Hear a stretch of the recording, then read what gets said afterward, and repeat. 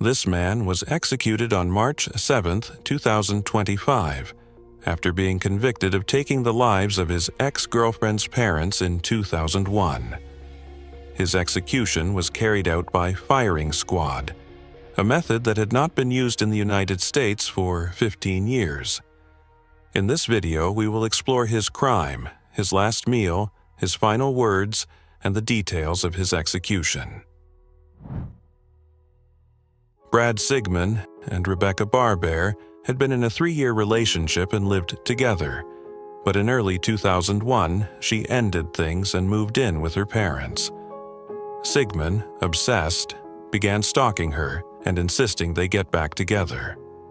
The night before the crime, Sigmon took charge with his friend Eugene Strube, to whom he revealed his plan, to break into the Larka home, tie up her parents, and force Barber to talk to him. Strube refused to participate, but Sigmon went ahead alone. The next morning, he broke into the house and brutally attacked David and Gladys with a baseball bat, striking them repeatedly in the head until they died. He then stole David's gun and waited for Barber to return. When Barber arrived, Sigmon threatened her with the gun and forced her into his car. He planned to take her to North Carolina, but she managed to jump out and escape, though he fired at her as she ran. Barber survived and was hospitalized. Police launched a manhunt and issued arrest warrants for murder, kidnapping, and assault with intent to kill.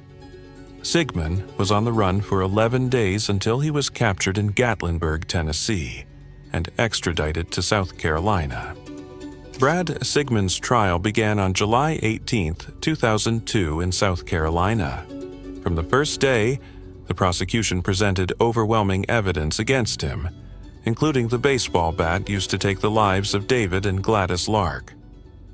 During the crime scene reconstruction, Detective Mike McNamara timed the distance Sigmon covered inside the house while attacking both victims. During the trial, Brad Sigmon displayed photographs of Rebecca Barber for no apparent reason, confusing those in the courtroom.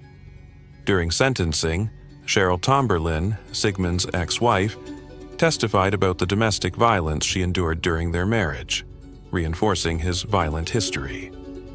The victims' relatives, including Daryl Lark and Renee Smith, also testified, describing the devastating impact the crime had on their lives. That same day, the jury sentenced him to death.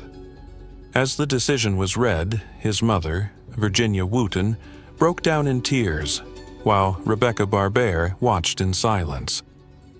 Sigmon looked at her one last time before being escorted out of the courtroom. It has been 23 years since Brad Sigmon was sentenced to death. For over 2 decades on death row, he filed multiple appeals, but all were denied. Finally, his execution was scheduled for March 7th. Brad Sigmon chose the firing squad over lethal injection. His attorneys argued that he made this decision due to concerns raised after recent executions involving a massive dose of pentobarbital. While witnesses stated that inmates appeared to lose consciousness within minutes, reports indicated they were not pronounced dead until at least 20 minutes later. In 2022, South Carolina spent approximately $54,000 to construct a firing squad chamber inside its execution facility, located near the electric chair. Bulletproof glass was installed in the witness room, along with a chair equipped with a drainage system for blood collection, and a wall to conceal the shooters. Witnesses could see the inmate's profile, but not those pulling the trigger. The firing squad became an alternative after prison officials struggled to obtain lethal injection drugs. Even after a law was passed to protect the identity of drug suppliers, the new method remained an option. No South Carolina governor has granted clemency in the 49 years since the death penalty was reinstated, and Sigmon was no exception. Since 1976, only 3 people have been executed by firing squad in the U.S., all in Utah. The last was in 2010. Now, Sigmon will become the first prisoner to be executed this way in South Carolina. One day before being taken to the death chamber, Sigmon requested his last meal. Initially, he had asked for 3 buckets of Kentucky Fried Chicken's original recipe, intending to share them with his death row companions, but that request was denied. Instead, Sigmon was served a more modest meal: 4 pieces of fried chicken, green beans, mashed potatoes with gravy, biscuits, cheesecake, and sweet tea, according to the South Carolina Department of Corrections.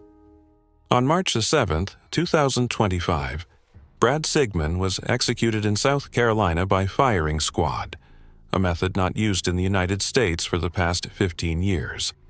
Sigmon was strapped to a specially designed chair and had a hood placed over his head.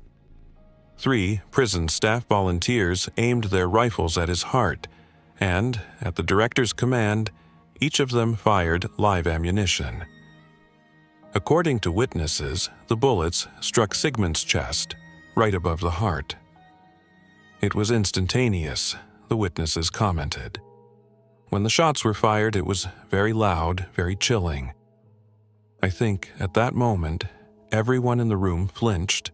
There was only one place where I could see any damage, which makes me think the bullets were all grouped together. Sigmon was declared dead at 6:08 p.m., according to those present in the room. During his last words, Sigmon expressed his opposition to the death penalty, quoting 4 Bible passages that, according to him, showed that nowhere in the New Testament does God give man the authority to kill another man. Through his lawyer, Sigmon made a final statement of love, asking his Christian brothers to help put an end to the death penalty. "Now we are under God's grace and mercy," said Sigmon. Gerald Bo King, Sigmon's attorney and a witness to the execution, described Brad's death as horrible and violent. In a statement, he said, "It's unimaginable that in 2025, South Carolina would execute one of its citizens in this bloody spectacle." The execution was a deeply shocking event for all those present. Rebecca Armstrong, Sigmon's ex-girlfriend, mentioned in her first interview in the 24 years since the murder of her parents that Sigmon's actions destroyed her family. However, she pointed out that life imprisonment should have been the option for his sentence. Despite this, she expressed that she did not agree with his execution, adding that death should be something only God decides.